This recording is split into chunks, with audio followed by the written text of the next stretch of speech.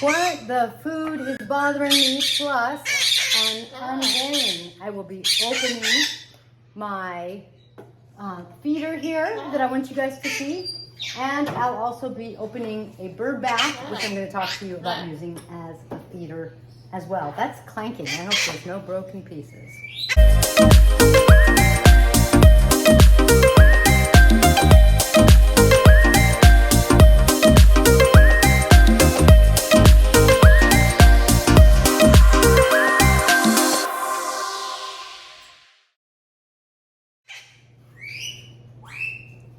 Hi, I'm Kaylin, the author of the Parrot Bliss Bond. Please be sure to get your copy on Amazon so that you know everything that you need to create a blissful bond with your parrot. This is my yellow-necked Amazon Lorenza, and she's going to help me talk to you as I open my feeder, which I'm excited about. I've been waiting to open it for a while, and for that reason, some birds have tried to help me open it. But I hadn't had time, so I'm finally going to open it, unveiling it. Now, at the same time, I wanted to talk to you about what the parrot food is bothering me.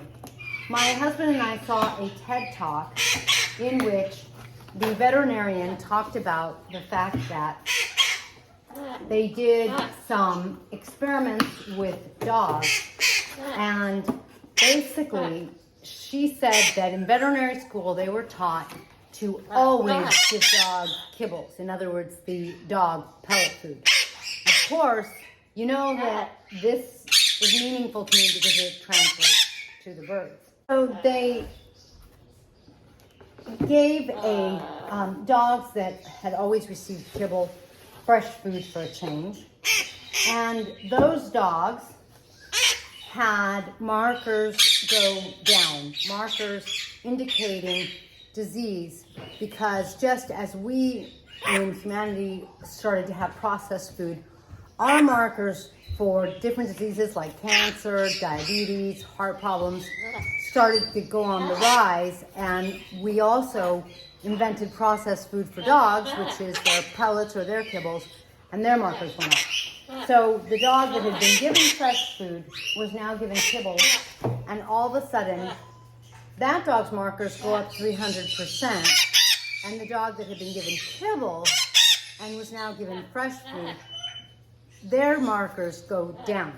Of course, what this means is that the same is true, it has to be for our parrots, that if you only give your parrot pellets, you know, even though the pellets have a lot of different ingredients in them, it is the same food over and over, and it is a processed food. Now, if you're new to my channel, welcome. If you've been here before, you know that I recently switched to Psittacus, and now I'm being visited by Emerald, my hands macaw. Do you want to go right there? I like Psittacus because they tailor their food by species. But Psittacus will tell you straight out, I mean, they told me, you still have to feed fresh vegetables. And that's because the fresh vegetables are going to give your parrot micronutrients that are only available in either raw or fresh vegetables. So it's kind of bothering me because it's just making me feel like I have to raise the bar for my parrots. And for myself, and feed them even better than I have been. Like, you know, part of me is like, am I giving them enough raw stuff? Is it fresh enough? And it turns out that things like nuts count. Here, you go over there. Okay, thank you. And we do give nuts to our nut eaters. Just have a feather flying by my face. And I'm gonna have to, oh, I see. I'm gonna have to read the directions, is what I was gonna say. They want you to put this rubber in right on here. I'm not exactly sure why. I'm not gonna do it because my birds will, of course, eat the rubber. And it comes with suction cups. And of course the idea is that it's really made so you'd be able to put the suction cup in. And there's 3, and hang it on your window, on the outside of your window. So here's your window. And then you could see wild birds coming and feeding, because you would put the food in the tray.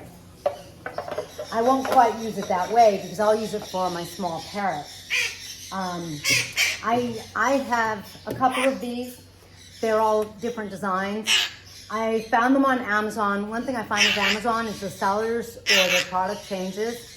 So if you ask me for a link, I can give you a link, but it may not be good. Like usually they're not good. They don't last very long.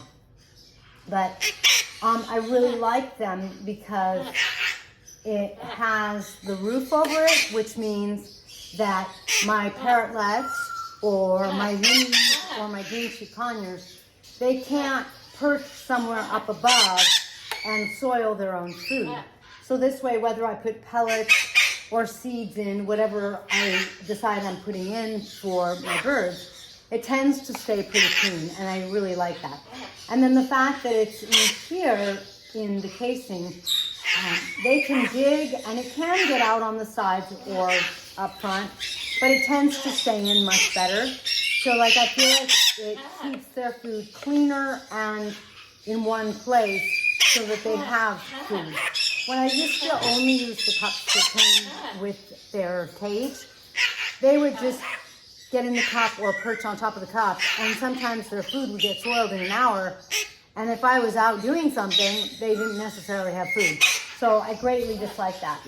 I won't use the suction cups because in the cages, it just won't work. There's the plastic, they use the plastic, which could be dangerous.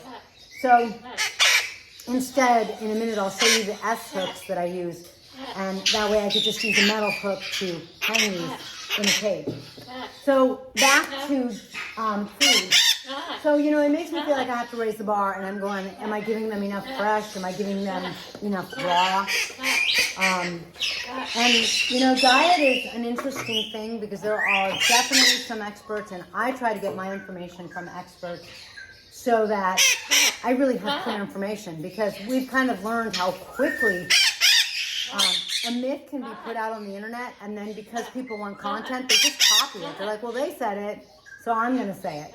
And they just have someone rewrite the content, and it's like whether or not it's accurate content, whether or not it's true, doesn't seem to factor in necessarily.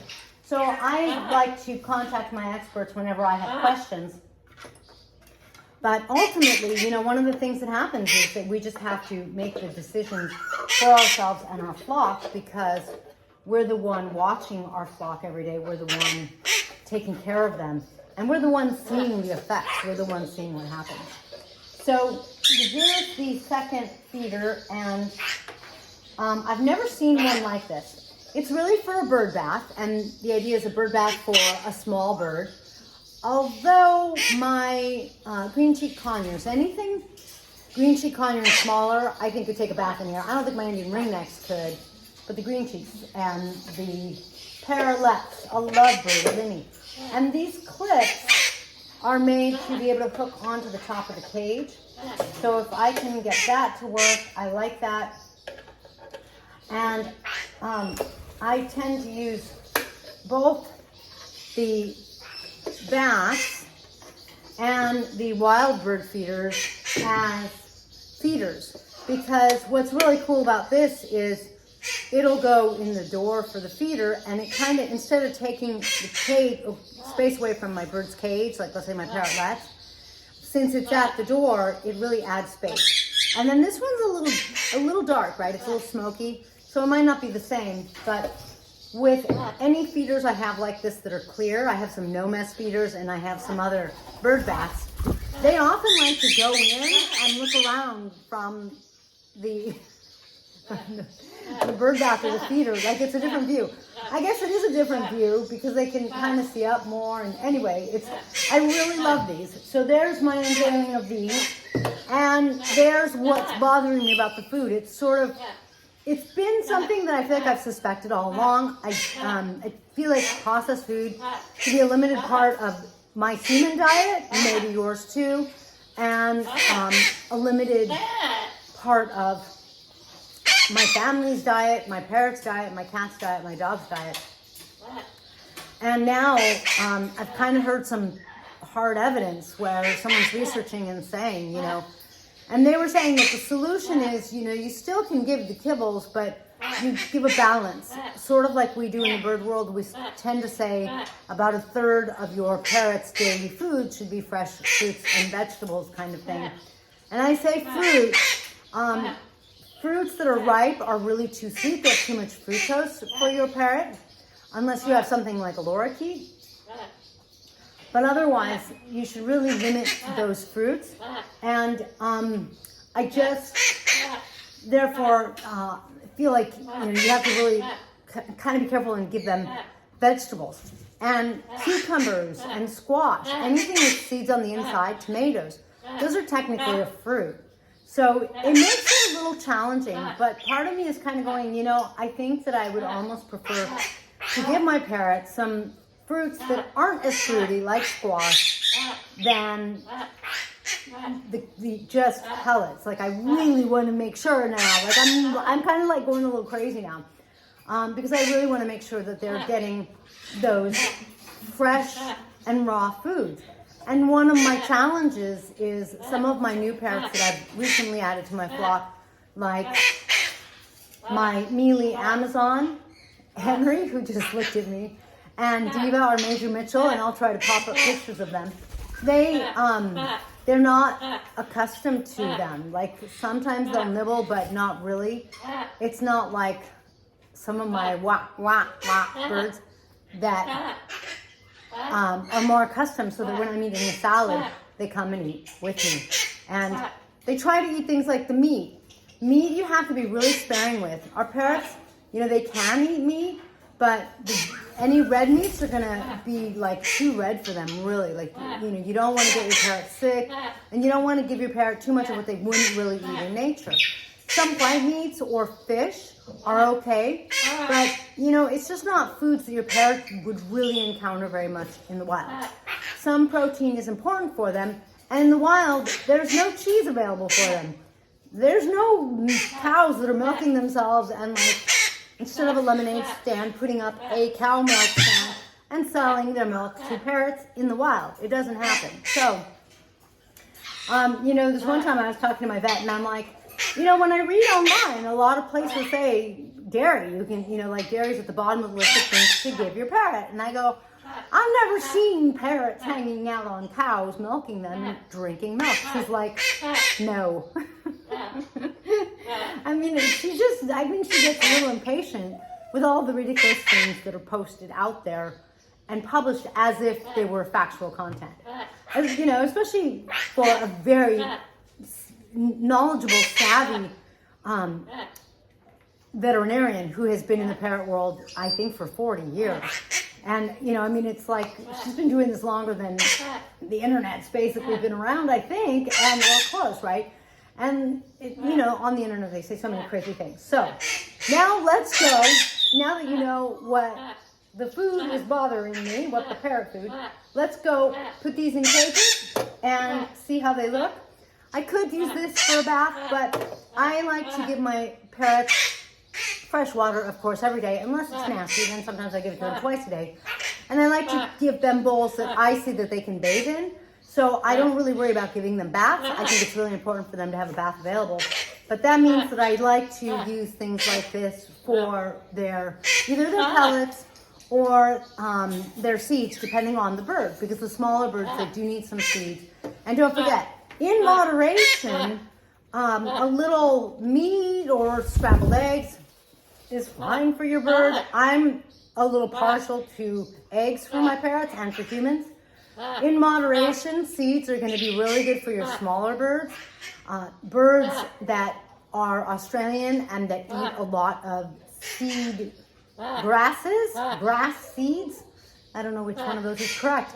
But you know what I mean. The ones that are going to be on the ground and like poking around looking for food, like Diva or Major Mitchell. I think this is true of cockatoos in general, but it's certainly true of my cockatiels. And frankly, I kind of see my African grays go straight to the ground and look for stuff, but I don't know that they eat those seeds. But those Australian birds, they're going to be looking for that. And so seeds that are good, you know, like you have fresh seeds, not sunflower seeds necessarily. Keep your sunflower seeds as treats, limit those. Parrots don't have access to those in the wild. But the parakeet mix of seeds, things like that are going to be better for those birds if it's done in moderation. And I think it just really comes down to moderation. All right, let's see these in the cages.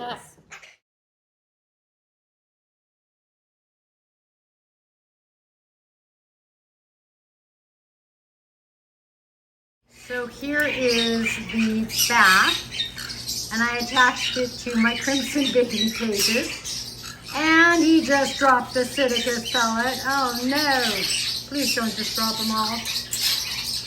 Please don't just drop them all. I just hate when they do that. Don't waste good food. Anyway, there's the feeder, and they're already comfortable. They know how to work it.